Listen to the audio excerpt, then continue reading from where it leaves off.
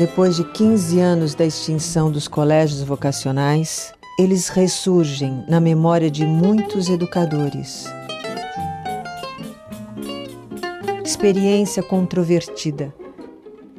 Por ela passaram mais de 8.000 alunos, 400 professores com mais de 2 anos de permanência, 7.000 professores em situação de treinamento e estágio, funcionários técnicos, burocráticos e braçais, além das famílias de alunos e membros da comunidade. Foi a experiência mais significativa na educação pública brasileira até aquela década. Aparentemente morta, está na vida de todos quantos por ela passaram, bem ou mal-sucedidos. Para alguns, a marca profunda da descoberta de uma nova educação, de uma resposta coerente e inventiva para as indagações da juventude brasileira. Objeto de amor para tantos jovens, professores e famílias que dela puderam sugar em profundidade sua filosofia.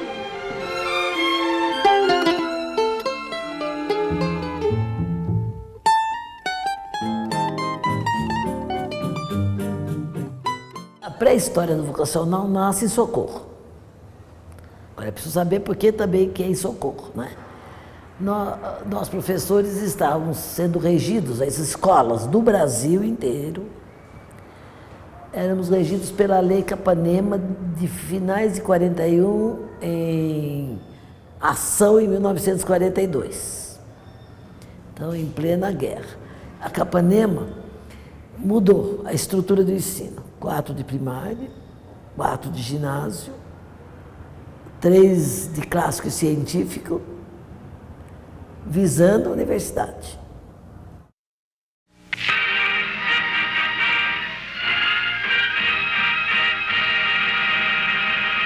O presidente Getúlio Vargas assina importante mensagem ao Congresso Nacional relativa à industrialização do petróleo brasileiro com capitais do país. Este ato marca o início de uma nova fase da emancipação da economia. Na década de 50, 1950, as coisas estavam transformadas.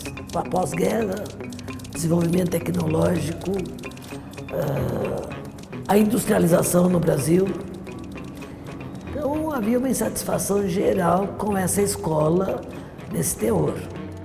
Quando começou a ser necessária a mão de obra, eles fizeram o ensino industrial paralelo ao clássico científico. E no texto da lei dizia que é para os pobres. Eu entrei no magistério em 55, então eu sou após 1950. Lecionando na Alta Paulista, a gente vinha sem satisfação. Da Alta Paulista eu fui para Socorro.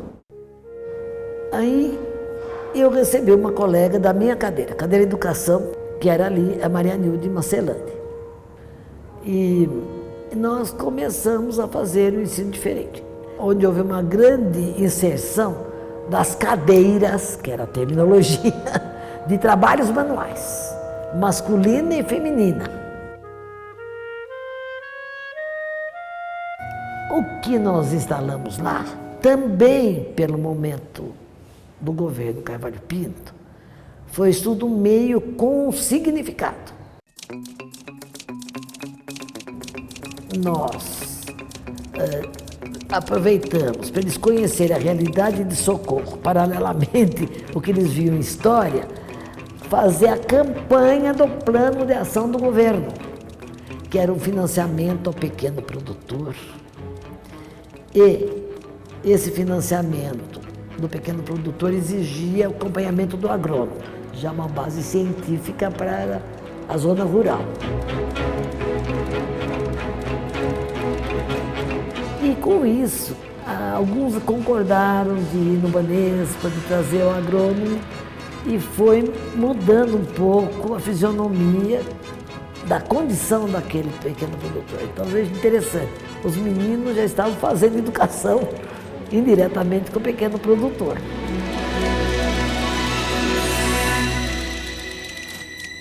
Fim do ano, vestibular. Eu tenho até os números desses, mas agora... Eu sei que de 6.000 e tantos candidatos, havia 2.000 e algumas vagas na USP. Não foram preenchidas as vagas. Então vocês veem como estava a educação naquele momento. O Luciano de Carvalho, como secretário da Educação, segundo ele nos contou depois, ele havia viajado para a Europa e ficou assim impressionado com a escola compreensiva da Inglaterra do após-guerra. Com a escola compreensiva, ele queria fazer uma escola assim que os alunos saíssem com conhecimento e com uma certa eficácia no trabalho, uma certa eficiência no trabalho. Essa mudança, ele, como secretário de Educação, só podia fazer no ensino industrial, porque o ensino industrial era ligado ao Estado naquele momento. Quando ele conseguiu a lei do ensino industrial, que agora não me lembro em que data foi aprovada, ele pôs um item dentro daquela portaria de escolas experimentais, um item dentro dessa característica de ensino experimental, os ginásios vocacionais, que eram ligados diretamente ao secretário da Educação, não passava nem por departamento, nem por outros órgãos da Secretaria da Educação. E aí chamou a Maria Nilde. E aí já começamos a projetar os 3 colégios, começou o curso de treinamento, as 3 primeiras escolas. São Paulo, Oswaldo Aranha, Americana, hoje ele é chamado João 23, o de Batatais, que é chamado Cândido Portinari.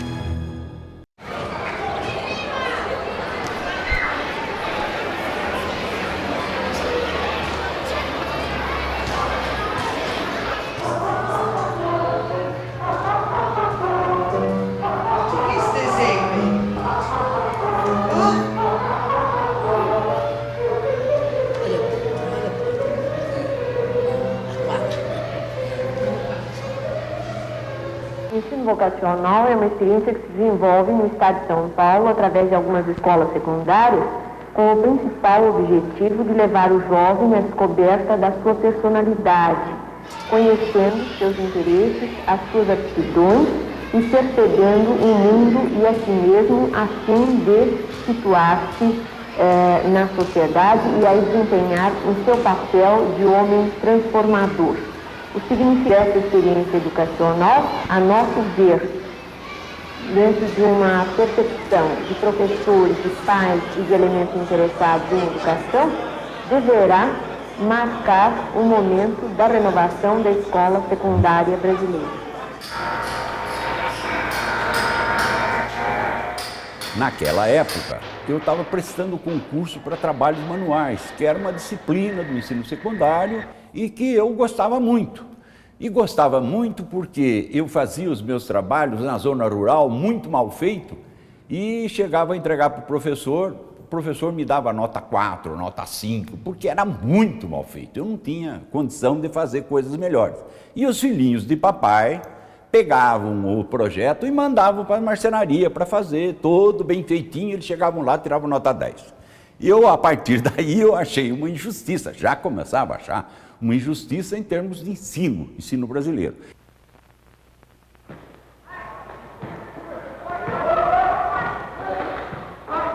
Eu estava um pouco desiludida com o ensino tradicional e soube que iam abrir um ensino renovado.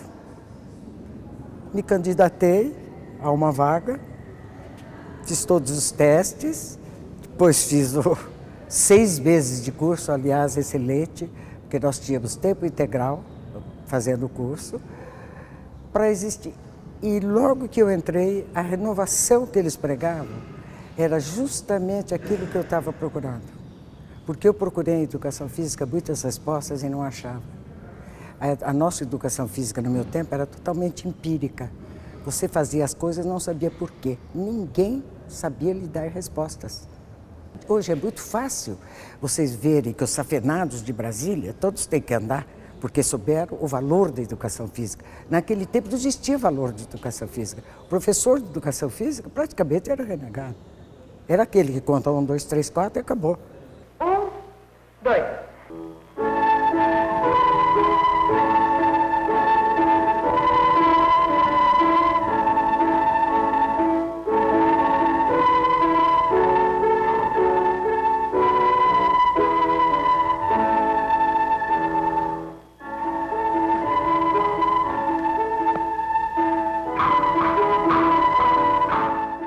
minha formação foi de artista plástico, né? E não estava absolutamente ligado à educação, vamos dizer assim. E foi aqui que percebi, falando de conceitos, que foi também uma experiência extraordinária, poder pensar sobre o fazer, né? E aqui essa oportunidade sempre existiu, né? De fazer o seguinte, de pensar num conceito, numa ideia, que seria a importância, né? A consciência da importância de um projeto estético de vida, para cada um de nós e para todos nós. Eu percebi isso durante o treinamento, né? E procurei participar da experiência tendo sempre essa referência de base, né? Nós fizemos a avaliação da unidade pedagógica anterior, decidimos realizar um estudo sobre o Brasil com abertura para a América Latina, estabelecemos os pontos fundamentais que devem ser abordados para o conhecimento dessa realidade e, finalmente, fizemos o levantamento dos objetivos gerais que devem nortear a nossa quarta unidade pedagógica. Tudo que se fez no vocacional foi muito bom. Era virado do avesso, foi virado do avesso. Lá, quando a gente começava apresentando a história, partia da antiguidade. Aqui a gente partia até da realidade do presente para o passado. Então foi virado do avesso, completamente. E aquela questão de não dar a resposta que a senhora falou? Outra coisa, ele era orientada a não dar respostas para os alunos.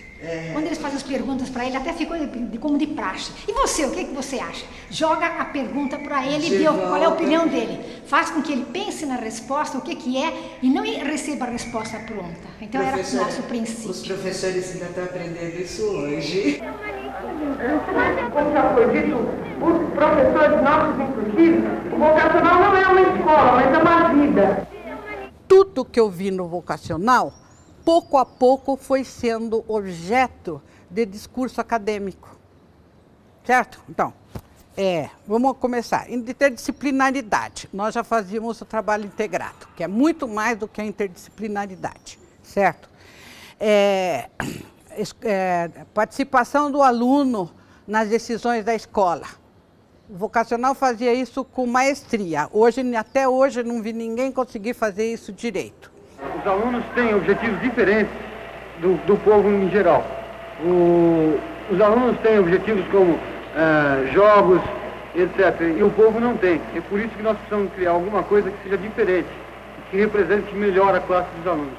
Eu diria que o vocacional, uma das outras inovações do vocacional, né, era exatamente trabalhar em torno de determinados conceitos, certo? E um dos conceitos chaves de todo o desenvolvimento da proposta pedagógica era o conceito de comunidade, certo? Então vocês, vamos dizer assim, começavam com a comunidade local, dominar o conceito de comunidade pela comunidade onde vocês viviam. Agora, tem um detalhe que acho que precisa ser lembrado aí, que o vocacional não só trabalhava esse conceito no sentido de ir ampliando, certo? E aprofundando, mas também ele tinha uma preocupação de que vocês, nessa compreensão do conceito de comunidade, começassem a perceber a ligação entre essas comunidades. Quando vocês, por exemplo, estudavam Minas, por exemplo, né? Vocês não só estudavam Minas, mas vocês reportavam ao conceito de Minas e do estado de Minas Gerais, por exemplo, de Brasil, aquilo que estava acontecendo na sua comunidade local. Quais as causas e fatores que determinaram o subdesenvolvimento do Brasil e na América Latina? Deficiência de assistência social e alto crescimento demográfico. Fome e dependência política estrangeira. Falta de aproveitamento dos recursos naturais e meios de comunicação. Desemprego como consequência da monocultura latifundiária e técnicas arcaicas. Alto índice de mortalidade infantil e falta de higiene. Áreas inaproveitadas, erosão.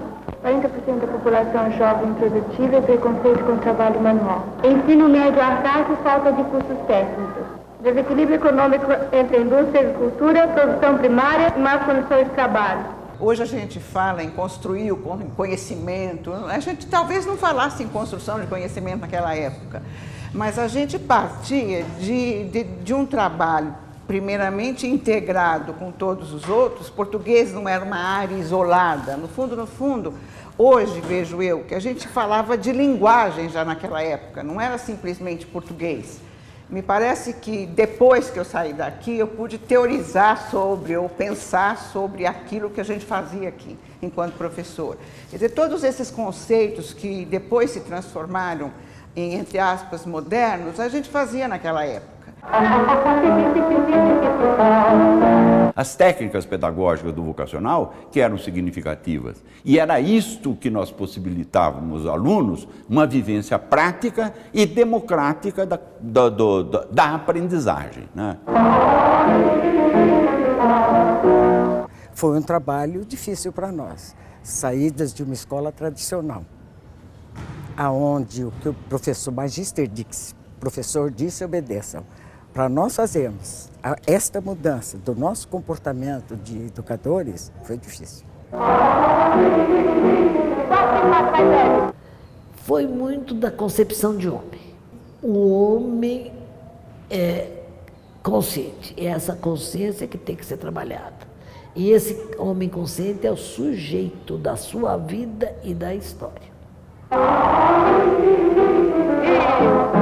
Sem pensar muito, a primeira palavra que me veio na cabeça é uma liberdade de criação, uma liberdade de expressão, uma liberdade de...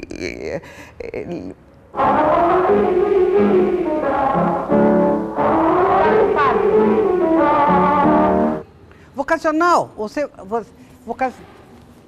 o vocacional, eu até hoje me encanto com essa proposta e não vi nada melhor que isso até hoje.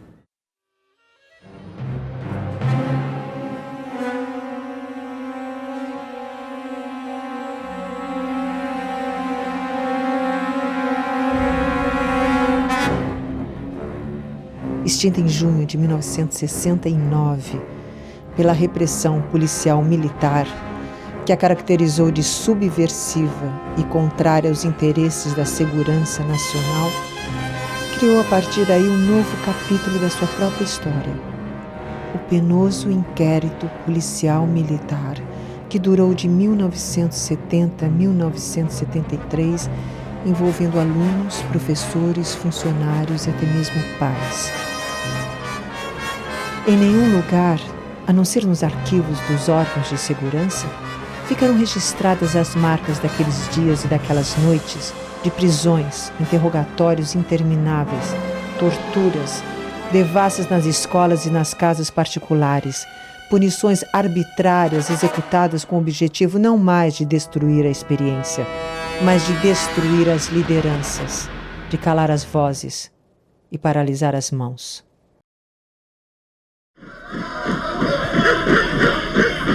No dia que houve a invasão dos militares aqui, por uma coincidência eu tinha vindo conversar com o professor João Martins e pegar os documentos que eu estava precisando. Olha, não foi a pena da invasão. Invasão, tudo bem, nós estávamos num regime super democrático no momento, para não dizer outra coisa. O problema principal foi a destruição que eles conseguiram fazer da documentação do vocacional. Eles quem exatamente? Os invasores. E foi uma situação muito desagradável. Eu acho que a gente já vinha passando por uma série de problemas.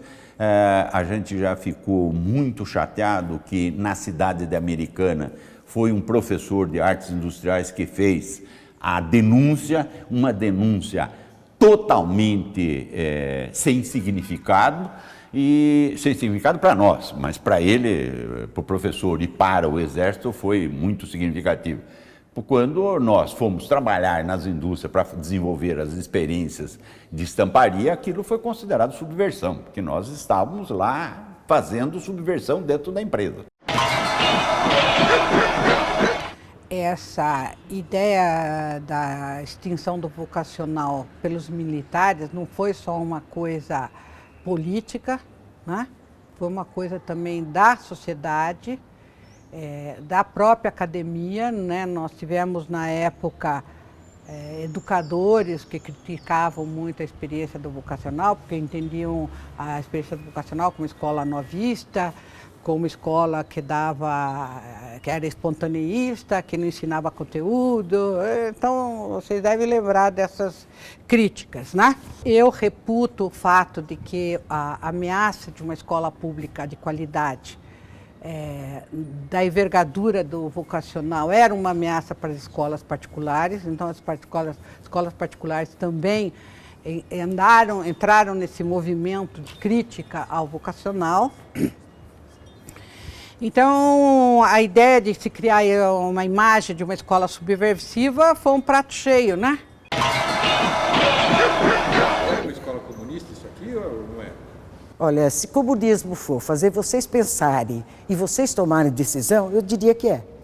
Se o comunismo é isso, de você, o indivíduo isolado, poder pensar e poder tomar resoluções, que isso não existe no comunismo, mas se isto existir, a escola era comunista, porque o que nós mais fazíamos aqui no nosso trabalho era tentarmos que vocês pensassem, agissem por si próprios. Se vocês estivessem errado, a gente iria trabalhar para mudar. Mas vocês, a atitude que vocês tomassem, nós aceitávamos. Depois nós iríamos fazer uma análise. Ou vocês mesmos conseguiam fazer e percebiam o erro. Esse era o nosso pensamento. Isto é comunismo? Mas o que os policiais e os militares talvez não saibam é que a verdadeira história não morre. Ela está dentro de cada um que a viveu e será publicada um dia, para que os jovens das novas gerações saibam que nesse país alguns educadores já deram muito de suas vidas por um Brasil livre. E alguns, ainda vivos, cantam em coro a defesa de seus ideais. Cantam o canto da libertação educacional. 7 vidas eu tivesse, 7 vidas eu daria.